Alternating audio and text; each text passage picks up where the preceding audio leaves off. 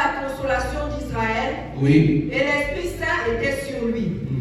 Il avait été divinement averti par le Saint-Esprit qu'il ne mourrait point avant d'avoir vu le Christ du Seigneur. Qu'il ne mourrait point avant d'avoir vu lui. Le Christ du Seigneur. Disons ensemble. Qu'il ne mourrait point avant d'avoir vu le Christ le Seigneur. Dis-moi encore, je ne mourrai point. Avant d'avoir vu. Le Christ le Seigneur. Le Christ le Seigneur. Dis à celui qui est à côté de toi, tu ne mourras point. Avant d'avoir vu. Le Christ le Seigneur. Dis à quelqu'un d'autre, tu ne mourras point. Avant d'avoir vu. Le Christ le Seigneur. Continue ma fille. Il vient au temple. Il va au temple. Poussé par l'esprit. Et comme les parents portaient le petit enfant Jésus. D'accord. Pour accomplir à son égard ce qu'ordonnait la loi. Oui. Il le reçut dans ses bras. Bénit Dieu et dit. Maintenant. Seigneur. Tu laisses ton serviteur aller en paix. Selon ta parole. D'accord. Car mes yeux ont vu ton salut. Car mes yeux ont vu ton salut. Disons encore. Car mes yeux ont vu ton salut. Dis-le encore. Car mes yeux ont vu ton salut. Je ne vous entends pas plus fort. Car mes yeux ont vu ton salut. Est-ce que ceux qui ont des micros peuvent se dire, allons-y dans le peuple, je veux vous entendre. Car plus fort. Car mes yeux ont vu ton salut. Allons-y, oui.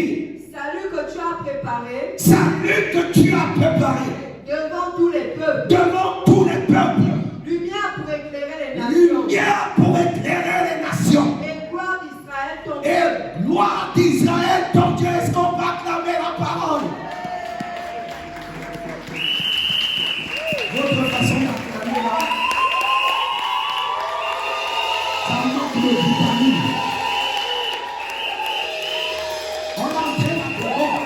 C'est que vous avez fait là, c'est pour acclamer quelqu'un, je ne sais pas, je ne sais pas. Mais ce n'est pas celui qui mérite l'acclamation. Celui qui mérite l'acclamation, il mérite plus que ça. Il mérite plus que ça. Il mérite plus que ça. Il mérite plus que ça. Il mérite plus que ça. Il mérite plus que ça. Il mérite plus que ça. Mieux que ça. Mieux que ça. Mieux que ça. Jesus. Asseyons-nous dans sa présence. Il y avait un homme dont on appelait, donc qui s'appelait Siméon. Et il avait reçu une révélation disant qu'il ne mourrait point avant d'avoir vu le salut. Aïe, aïe. Et avant d'avoir vu le Christ, le salut, le Fils du Dieu vivant. En fait, Siméon était dans l'attente de voir la gloire de Dieu, de voir la puissance de Dieu, de voir la manifestation de Dieu. Siméon était dans la soif. Et pourtant, Israël, qui était à cette époque assujetti par les Romains, et Israël soupirait des soupirs pour l'avènement du Messie. Mais ils attendaient le Messie ailleurs, comme certaines personnes attendent Jésus ailleurs. Jésus se trouve à un endroit, toi tu es à un autre endroit. Ils attendaient Jésus dans d'autres dispositions. Ils ne savaient pas comment, mais ils attendaient Jésus. Et Siméon était là. Il était dans le temple. Il était dans la présence de Dieu. Il était dans la sphère de Dieu pour attendre l'avènement du Fils de l'homme. Est-ce que je parle à quelqu'un cet après-midi qui est en train d'attendre l'avènement du Fils de l'homme? Écoutez-moi bien. Lorsqu'on parle, on dit que Siméon attendait l'avènement du Messie, du Christ le Messie, du Christ, de Jésus-Christ, que Siméon attendait. En fait, c'est comme dans ces temps dans lesquels nous sommes, où tu es en train de soupirer des soupirs inexprimables. La Bible dit dans le livre de Romains au chapitre 8 que le monde soupire des soupirs pour attendre la révélation du Christ. Or, le Christ n'est pas un homme au sens de toi et de moi, au sens du sang. Le Christ, c'est l'Église. Le monde attend avec un ardent désir de voir le Christ révélé dans ses temps. Les hommes attendent de voir Jésus. Les hommes attendent de voir Christ révélé, Christ manifesté, Christ glorifié.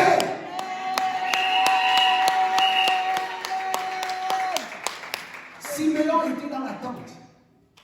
Et Siméon se disait, il faut qu'il arrive. Et puis, Jésus-Christ arrive comme insignifiant. Voyez-vous, la Bible dit que le royaume des cieux ne vient pas de manière à frapper les regards.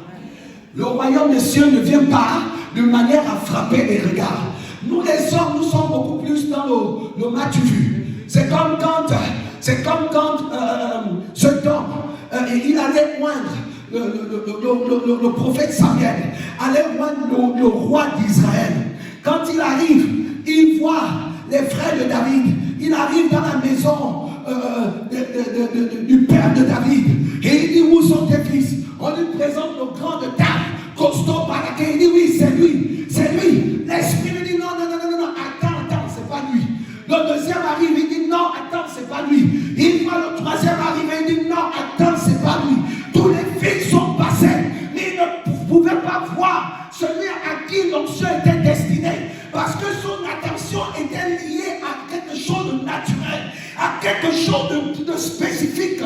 Son attention était focalisée sur ce qu'il voit, sur ce qu'il entend, sur ce qu'il peut goûter, sur ce qu'il peut toucher. Les sens étaient le niveau de son niveau de connaissance. Les sens définissaient son niveau de connaissance. Et donc il regarde avec la vue des hommes. Il dit celui. L'esprit lui dit non, mon fils, non, c'est pas lui. Et il regarde, il est où? Attends, tu es sûr qu'il n'y a pas un autre fils de Dieu? Il n'y a pas quelqu'un d'autre, tu n'as pas un autre fils dans cette maison? Je dis, est-ce qu'il n'y a pas un autre fils dans cette maison? Est-ce qu'il n'y a pas quelqu'un d'autre? Il n'y a pas quelqu'un d'autre. Parce que sur lui, l'onction va descendre. Sur lui, la gloire va descendre. Sur lui, l'Éternel va lever sa main. Et puis, tandis qu'il était en train de réfléchir, il a regardé et dit non, attends. En fait, j'ai quelqu'un là, mais le gars là, il est bizarre. Il passe tout son temps avec les moutons. Oh my God. Il ne pouvait pas savoir l'expérience de David. Parce que David, avec les moutons, vivait une expérience extraordinaire. L'onction de Dieu était déjà sur lui. La gloire de Dieu l'avait déjà localisée. Il était avec les moutons. Mais l'onction était sur David. Et quand David est apparu, il regarde, il voit un mouton chétif, peut-être maigrichon, peut-être fatigué avec le jeûne, peut-être fatigué avec les prières. Il est déjà fatigué. David est en train de dire non, je ne sais pas, je suis en train d'arriver. Oui, papa, qu'est-ce qui se passe? Il est en train de venir.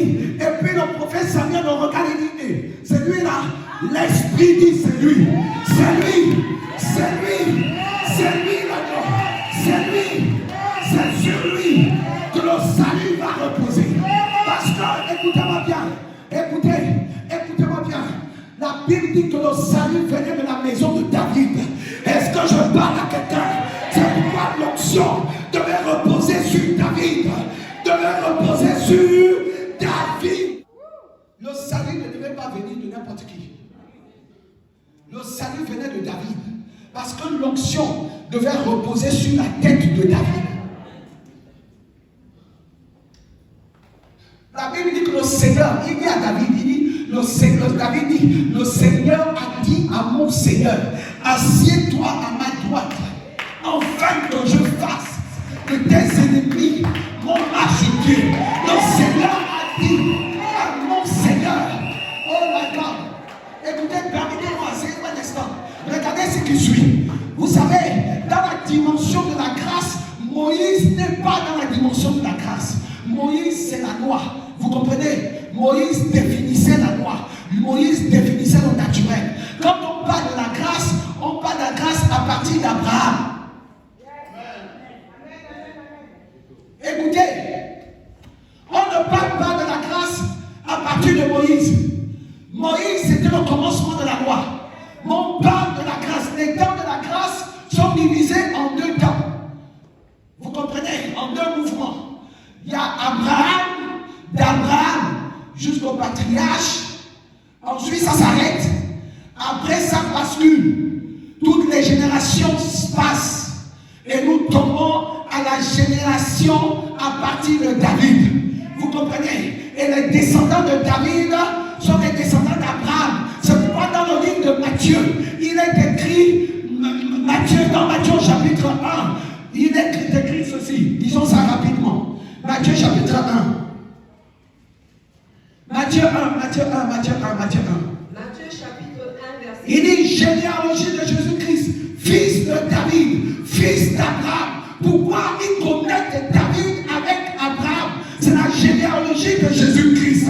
Parce qu'il s'agit de la grâce, il s'agit de la bénédiction, il s'agit de la faveur, il s'agit du salut qu'Israël devait connaître. Ça devait passer par David.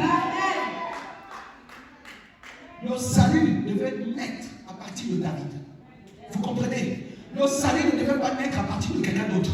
C'est pourquoi Dieu a fait de Christ suivant l'ordre de Michael qui s'édèque. Parce que pourquoi? Parce que Abraham est allé donner la dîme de tout à Melchisédek pour asseoir nos sacerdoces et la royauté. Écoutez-moi bien, je dis pour asseoir nos sacerdoces et la royauté.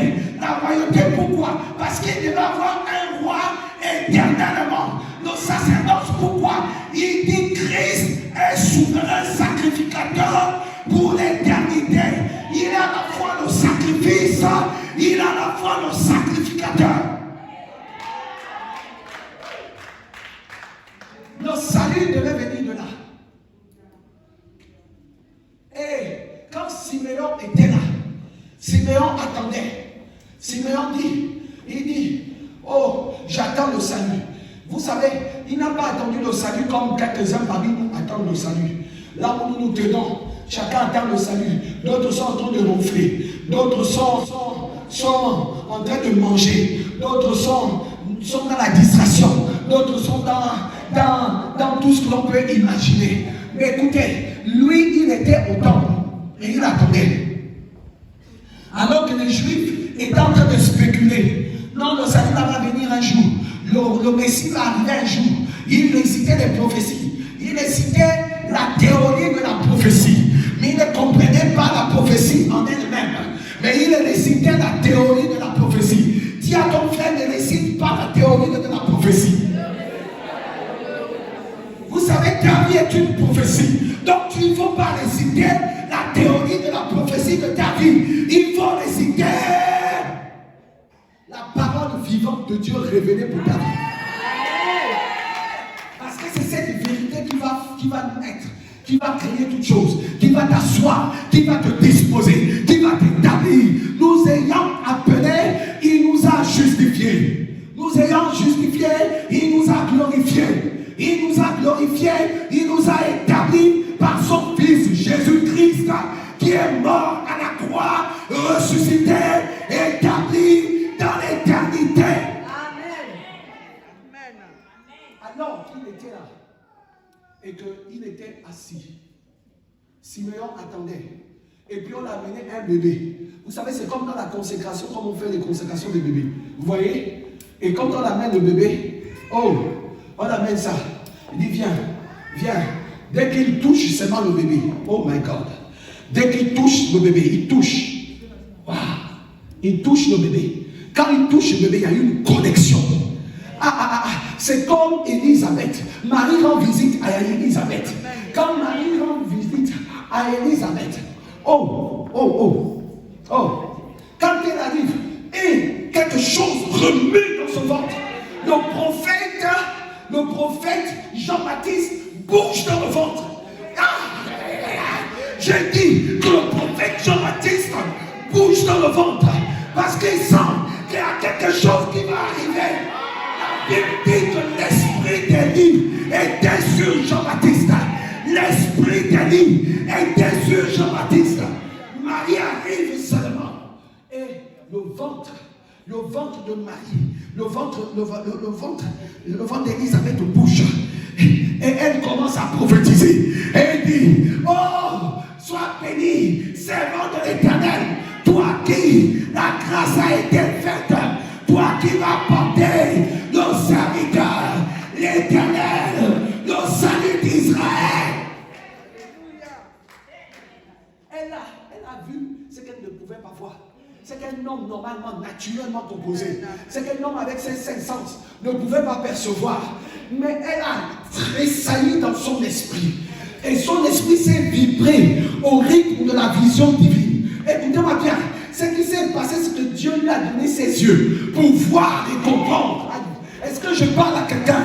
J'ai dit Dieu a donné à Élisabeth ses yeux pour voir et comprendre le véritable salut, la véritable récompense, la véritable bénédiction. Et je dis cet après-midi, l'Éternel te donne ses yeux pour que tu reçoives un salut. Je reçois. Est-ce que quelqu'un me comprend? Est-ce que quelqu'un suit? Dis à ton frère, il faut suivre. Bouge, quelqu'un dit, il faut suivre.